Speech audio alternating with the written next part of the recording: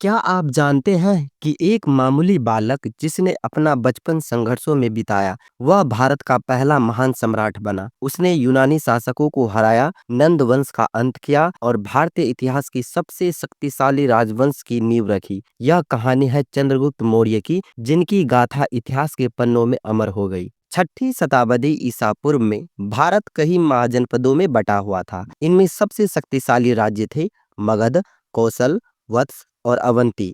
इन राज्यों में मगध सबसे अधिक प्रभावशाली था, जहां नंद वंश का शासन था। नंद वंश का अंतिम शासक धनानंद क्रूर और विलासी प्रभाव के व्यक्ति थे। जब विद्वान आचार्य चाणक्य ने उसे समझाने की कोशिश की, तो उसने चाणक्य को अपमानित कर अपने दरबार से निकाल दिया। तब चाणक्य ने प्रतिज्ञा लिखी, वह नंद वंश का अंत करके एक योग्य शासक को गद्दी पर बैठाएगा। यहीं से शुरू हुई चाणक्य और चंद्रगुप्त मौर्य की कहानी। चाणक्य ने एक साधारण बालक चंद्रगुप्त को चुना, उसे राजनीति और युद्ध की शिक्षा दी और उसे एक कुशल योद्धा बनाया। चंद्रगुप्त ने सबसे पहले उत्तर पश्चिमी भारत में यूनानियों के खिलाफ युद्ध लड़ा। सिकंदर के सेनापति सेल्यूकस को हराकर उसने हेरात, कंधार, काबुल और बलूचिस्तान पर अधिकार कर लिया। इस जीत के साथ ही भारत विदेशी आक्रमणकारियों से मुक्त हो गया। इसके बाद चंद्रगुप्त मौर्य ने मगध पर चढ़ाई की। क्रूर धनानंद को हराकर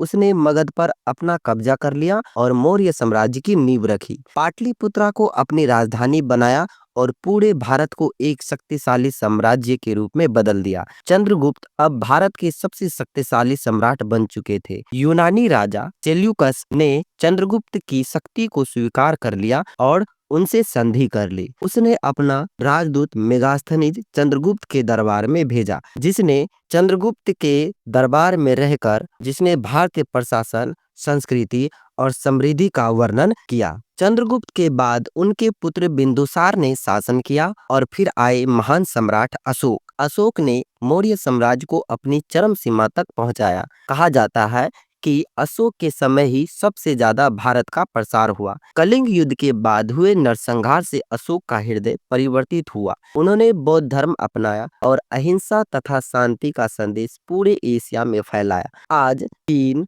म्यांमार या वियतनाम, जितने भी देश में आज बौद्ध मानने वाले व्यक्ति हैं, उनमें सबसे बड़ा हाथ प्रचार का अशोक का ही जाता है। मौर्य साम्राज्य केवल एक साम्राज्य नहीं था, बल्कि एक महान युग था, जिसने भारत को पहली बार एक संगठित राष्ट्र के रूप में स्थापित किया। चंद्रगुप्त, बिंदुसार और अशोक की गाथा आज भी हमें प्रेरित करती है, जिसे इतिहास में हमेशा के लिए दर्ज कर दिया गया है। क्या आप चाहते हैं कि हम ऐसे ही और ऐतिहासिक वीडियो आपके लिए लाते रहें?